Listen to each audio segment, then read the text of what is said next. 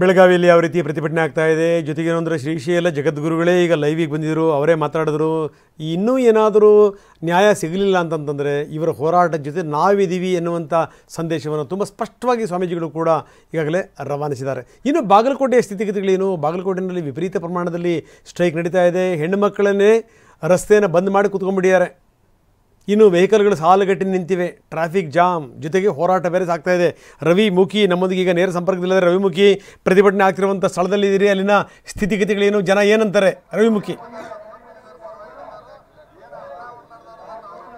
ಹೌದು ರಂಗನಾಥ್, ಪ್ರಮುಖವಾಗಿ ಹೇಳ್ಬೇಕಂದ್ರೆ ಬಾಗಲಕೋಟೆ ಜಿಲ್ಲಾದ್ಯಂತನೂ ಕೂಡ ಪ್ರತಿಭಟನೆಯ ಕಿಚ್ಚು ಕ್ಷಣ ಕ್ಷಣಕ್ಕೂ ಕೂಡ ಹೆಚ್ಚುತ್ತಾನೆ ಸಾಗ್ತಾ ಇರುವಂತದ್ದು. ಏನು ಬೆಳಗ್ಗೆ 6 ಗಂಟೆಗೆ ಏನು ರೈತರು ಬೀದಿಗಿಳಿದು ಏನು ಪ್ರಮುಖವಾಗಿ ಏನು ರೈತರು ಟಾರ್ಗೆಟ್ ಮಾಡಿರುವಂತಹ ಸ್ಥಳಗಳೇನಂದ್ರೆ ರಾಷ್ಟ್ರೀಯ ಹೆದ್ದಾರಿಗಳು ಹಾಗೂ ರಾಜ್ಯ ಹೆದ್ದಾರಿಗಳು. ಅಲ್ಲಿ ವಾಹನವನ್ನ ತಡೆಗಟ್ಟಿದ್ರೆ ನಮ್ಮ ಒಂದು ಹೋರಾಟಕ್ಕೆ ಎಲ್ಲೋ ಒಂದ್ ಕಡೆ ಸರ್ಕಾರ ಮಣಿಯುತ್ತೆ ಅನ್ನೋ ಒಂದು ಉದ್ದೇಶದಿಂದ ಒಂದು ರಸ್ತೆ ತಡೆಗಟ್ಟುವ ಮೂಲಕ ಪ್ರತಿಭಟನೆಯನ್ನ ಮತ್ತಷ್ಟು ಉಗ್ರ ಸ್ವರೂಪಕ್ಕೆ ಕೊಂಡೊಯ್ತಾ ಇದ್ದಾರೆ. ಸದ್ಯ ನಾನು ಹೇಳೋದಾದ್ರೆ ಬಾಗಲಕೋಟೆ ತಾಲೂಕಿನ ಗದ್ದನಕೇರಿ ಕ್ರಾಸ್ ಅಂತೇನಿದೆ, ಅಲ್ಲಿದ ಒಂದು ಸ್ಥಿತಿಗತಿಯನ್ನ ತೋರಿಸ್ತಾ ಇದ್ದೀನಿ.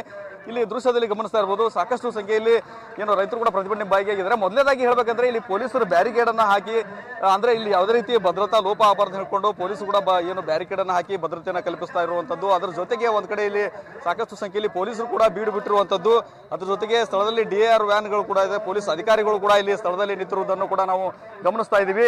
ಯಾಕಂದ್ರೆ ಒಂದ್ ಕಡೆ ಈಗಾಗಲೇ ನಿನ್ನೆಂದರೂ ಕೂಡ ಏನು ಬಾಗಲಕೋಟೆಯಲ್ಲಿ ಪ್ರತಿಭಟನೆ ಕಾವು ಹೆಚ್ಚುತ್ತಾನೆ ಸಾಗ್ತಾ ಇರುವಂತದ್ದು. ಅಂದ್ರೆ ಲೋಕಾಪುರ ಪಟ್ಟಣ ಆಗಿರ್ಬೋದು, ಜಮಖಂಡಿ ಆಗಿರ್ಬೋದು, ಅದರ ಜೊತೆಗೆ ಕಾತರ್ಕಿ, ಚಿಕ್ಕಲ್ಕಿ ಕ್ರಾಸ್ ಮತ್ತೆ ಕಮ್ಮತ್ತಿಗೆ ಕ್ರಾಸ್ ನಲ್ಲೂ ಕೂಡ ಸಾಕಷ್ಟು ಸಂಖ್ಯೆಯಲ್ಲಿ ಏನು ರೈತರು ಸೇರಿ ಏನು ರಸ್ತೆ ತಡೆ ಮಾಡಿದ್ರಿಂದ ಕಿಲೋಮೀಟರ್ ಗಟ್ಟಲೆ ವಾಹನಗಳು ಸರದಿ ಸಾಲಿನಲ್ಲಿ ನಿಲ್ಲುವಂತಹ ಪರಿಸ್ಥಿತಿ ಬಂದಿತ್ತು.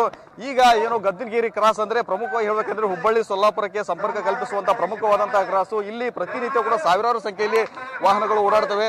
ಆ ನಿಟ್ಟಿನಲ್ಲಿ ಆ ಒಂದು ರಸ್ತೆಯನ್ನ ತಡೆದು ರೈತರು ಪ್ರತಿಭಟನೆಯನ್ನು ಮಾಡ್ತಾರೆ. ಪ್ರತಿಭಟನೆ ಕಾವು ಮತ್ತಷ್ಟು ಹೆಚ್ಚುತ್ತಾನೆ ಹೋಗ್ತಾ ಇರುವಂತದ್ದು. ಮತ್ತು ಅದರಲ್ಲೂ ಹೇಳ್ಬೇಕಂದ್ರೆ ಲೋಕಾಪುರ ಪಟ್ಟಣದಲ್ಲಿ ಸ್ವಯಂ ಪ್ರೇರಿತವಾಗಿನೇ ಏನು ವರ್ತಕರು ಕೂಡ ಅಂಗಡಿ ಮುಂಗಟ್ಟುಗಳನ್ನ ಬಂದ್ ಮಾಡಿ ರೈತರಿಗೆ ಒಂದು ಬೆಂಬಲವನ್ನು ವ್ಯಕ್ತಪಡಿಸಿದ್ದಾರೆ. ಅದರ ಜೊತೆಗೆ ಸ್ಥಳದಲ್ಲಿ ಬಾರ್ಕೋಲ್ ಚಳವಳಿಯನ್ನು ಕೂಡ ರೈತರು ಮಾಡಿರುವಂತದ್ದು.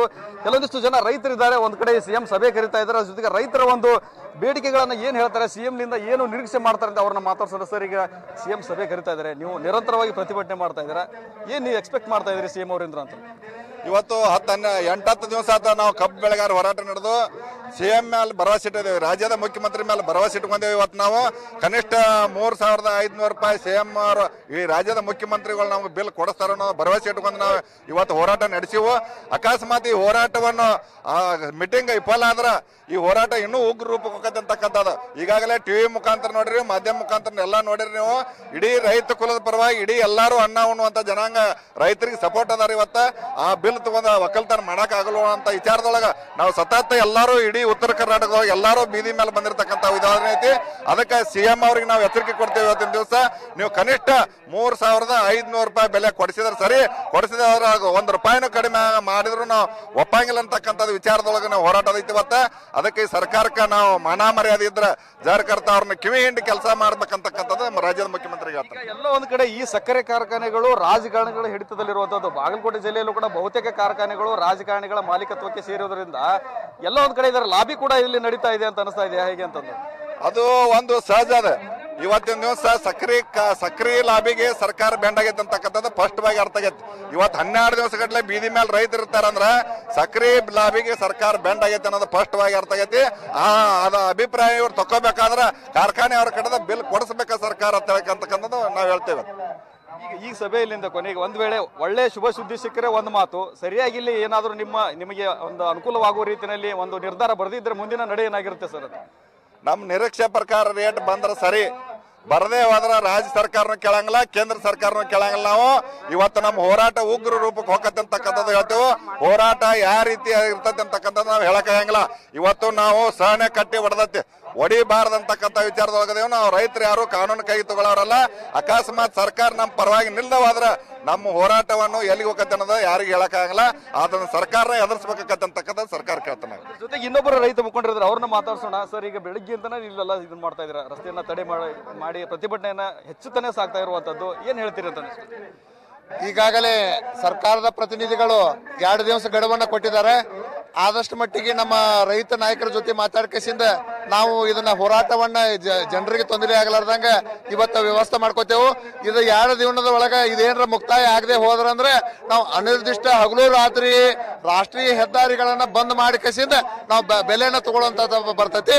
ನಾವು ಜೀವಕ್ಕೂ ಹೆದರಂಗಿಲ್ಲ, ನಾವು ಎದಕ್ಕೂ ಹೆದರಂಗಿಲ್ಲ. ಮುಂದೆ ನೀವು ಸಿದ್ದರಾಮಯ್ಯನವ್ರ ಹಿಂದಕ್ಕೆ ಒಬ್ಬನ್ನ ಗುಂಡಿಟ್ಟಿದ್ದಕ್ಕೆ ಗುಂಡೂರಾಯಣಗೆ ಸರ್ಕಾರ ಬಿದ್ದೈತಿ. ಈಗಾದ್ರೂ ನೀವು ಅದನ್ನ ರೈತರಿಗೆ ಸ್ಪಂದನೆ ಮಾಡದೆ ಹೋದ್ರ ನಿಮ್ಮ ಸರ್ಕಾರಕ್ಕೂ ಉಳ್ಗಾಲಿಲ್ಲ ಅಂತ ಕಸಿಯಿಂದ ನಾವು ಎಚ್ಚರಿಕೆ ಕೊಡ್ತೇವೆ. ಇಷ್ಟು ಇಲ್ಲಿನ ರೈತರ ಮಾತು ರಂಗನಾಥ್. ಯಾಕಂತಂದ್ರೆ ಪ್ರತಿಭಟನೆ ಕಾವು ಹೆಚ್ಚುತ್ತಾನೆ ಸಾಗ್ತಾ ಇರುವಂತದ್ದು. ಯಾಕಂತಂದ್ರೆ ಒಂದೊಂದೇ ಸ್ಥಳವನ್ನ ಏನು ಅಕ್ವೈರ್ ಮಾಡ್ಕೊಂತ ಹೋಗ್ತಾ ಇರುವಂತ ರೈತರು ಒಂದೊಂದೇ ಹೆದ್ದಾರಿಗಳನ್ನ ಬಂದ್ ಮಾಡ್ತಾ ಇದ್ದಾರೆ. ರಾಷ್ಟ್ರೀಯ ಹೆದ್ದಾರಿಗಳನ್ನ ಬಂದ್ ಮಾಡುವ ಮೂಲಕ ತಮ್ಮದೇ ಆದ ಆಕ್ರೋಶವನ್ನು ವ್ಯಕ್ತಪಡಿಸ್ತಾ ಇದ್ದಾರೆ. ಒಂದು ವೇಳೆ ಸಿಎಂ ನಡೆಸ್ತಾ ಇರುವಂತಹ ಸಭೆಯಲ್ಲಿ ನಮಗೆ ಶುಭವಾದ ಸುದ್ದಿ ಬರದೇ ಹೋದ್ರೆ ಪ್ರತಿಭಟನೆ ಇನ್ನಷ್ಟು ಉಗ್ರ ಸ್ವರೂಪವನ್ನ ಪಡೆದುಕೊಳ್ಳುತ್ತೆ ಅನ್ನೋ ಮಾತನ್ನ ಇಲ್ಲಿನ ರೈತರು ಹೇಳ್ತಾ ಇದ್ದಾರೆ. ಓಕೆ, ಧನ್ಯವಾದ ತಮ್ಮೆಲ್ಲ ಮಾಹಿತಿಗೆ ರವಿಮುಖಿ. ಇನ್ನು ಬೆಳಗಾವಿಯಲ್ಲಿ, ಚಾಮರಾಜನಗರ ಇಲ್ಲಿ ಇದು ಒಂದು ಮೂಲೆ, ಅದು ಇನ್ನೊಂದು ಮೂಲೆ. ಆದರೂ ಕೂಡ ರೈತರ ಸಮಸ್ಯೆಗಳು ಎಲ್ಲರಿಗೂ ಕೂಡ ಒಂದೇನೇ. ನೋಡಿ, ಬೆಳಗಾವಿಯಿಂದ ಶುರುವಾಗಿರುವಂಥದ್ದು ಚಾಮರಾಜನಗರ ತನಕ ಬಂದು ನಿಂತಿದೆ. ಕಬ್ಬು ಬೆಳೆಗಾರರು ಇಲ್ಲಿ ಹೋರಾಟ ಶುರು ಮಾಡಿದ್ದಾರೆ. ಕಬ್ಬಿಗೆ ಬೆಂಬಲ ಬೆಲೆ ಅದನ್ನು ಘೋಷಣೆ ಮಾಡಲೇಬೇಕು ಅನ್ನುವಂಥದ್ದು ರೈತರ ಒತ್ತಾಯ. ಯಾಕಂದರೆ ಈ ಕಡೆ ಚಾಮರಾಜನಗರ, ಮಂಡ್ಯ ಭಾಗದಲ್ಲೂ ಕೂಡ ಕಬ್ಬು ಬೆಳೆಯುವಂಥರ ಸಂಖ್ಯೆ ಜಾಸ್ತಿ ಇದೆ. ನಾವು ತೋರಿಸ್ತಾ ಇದ್ದೀವಿ ಪ್ರತಿಭಟನೆ ಯಾವ ರೀತಿ ಆಗ್ತಾ ಇದೆ ಚಾಮರಾಜನಗರದಲ್ಲಿ.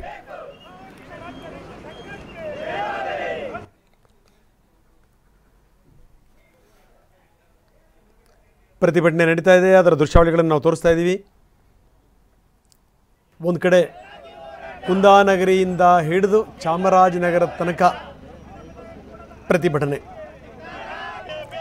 ಆರಂಭದಲ್ಲೇ ಸಣ್ಣ ಪ್ರಮಾಣದಲ್ಲಿದ್ದಂಥ ಸಂದರ್ಭದಲ್ಲೇ ಒಂದು ಹೆಜ್ಜೆ ಇಡಬೇಕಾಗಿತ್ತು. ವ್ಯವಸ್ಥೆ ಸಂಬಂಧಪಟ್ಟಂಥವ್ರ ಜೊತೆ ಮಾತುಕತೆ ಮಾಡಬೇಕಾಗಿತ್ತು.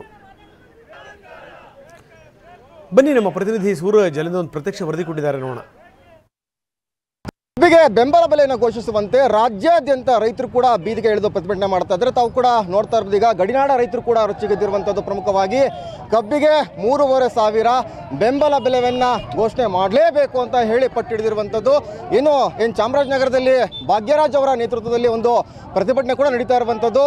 ಪ್ರತಿಭಟನೆ ಎಫೆಕ್ಟ್ ಯಾವ ರೀತಿಯಾಗಿ ಅಂತ ಹೇಳಿದ್ರೆ ಕಿಲೋಮೀಟರ್ ಗಟ್ಟಲೆ ಕೂಡ ಟ್ರಾಫಿಕ್ ಜಾಮ್ ಆಗಿರುವಂಥದ್ದು. ನಾನೀಗಿರುವಂಥದ್ದು ಈಗ ಚಾಮರಾಜನಗರದಿಂದ ಏನು ಕೊಳ್ಳೇಗಾಲಕ್ಕೆ ಹೋಗುವಂಥ ರಸ್ತೆ ಇದಾಗಿದೆ. ಸಂಪೂರ್ಣವಾಗಿ ರಸ್ತೆ ಈಗ ಬಂದಾಗಿರುವಂಥದ್ದು. ಯಾವಾಗ ರೈತರ ಒಂದು ಟೈರ್ಗೆ ಬೆಂಕಿಯನ್ನು ಹಚ್ಚೋಕೆ ಮುಂದಾದ್ರು ಅಂತಹ ಒಂದು ಸಂದರ್ಭದಲ್ಲಿ ಪೊಲೀಸರು ಹಾಗೂ ರೈತರ ನಡುವೆ ಭಾರಿ ಒಂದು ತಿಕ್ಕಾಟ ಆಗಿರುವಂಥದ್ದು, ನೂಕಾಟ ತಳ್ಳಾಟ ಆಗಿರುವಂಥದ್ದು.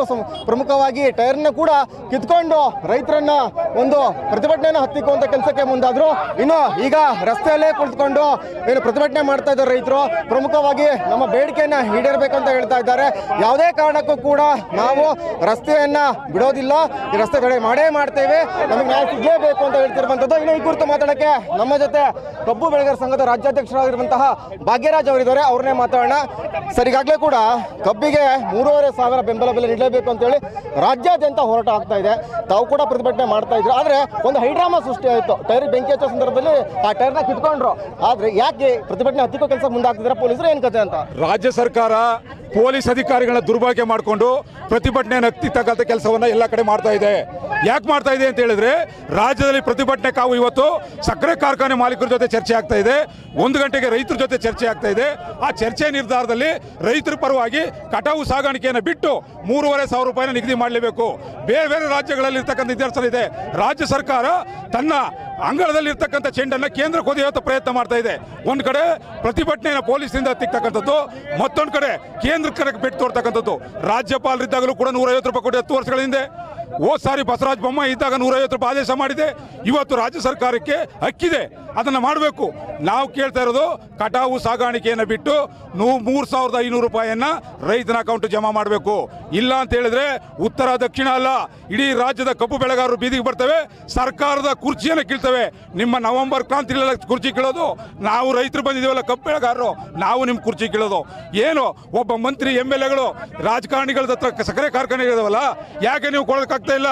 ಇವತ್ತು ಸಕ್ಕರೆ ಕಾರ್ಖಾನೆಯಲ್ಲಿ 1 ಟನ್ ಕಬ್ಬು ನುರಿಸಿದ್ರೆ 12 ರಿಂದ 14 ಸಾವಿರ ರೂಪಾಯಿ ಸಿಗ್ತಾ ಇದೆ. ನಿಮಗೆ ರೈತರಿಗೆ ಹಣ ಕೊಡೋಕ್ಕಾಗಲ್ವಾ?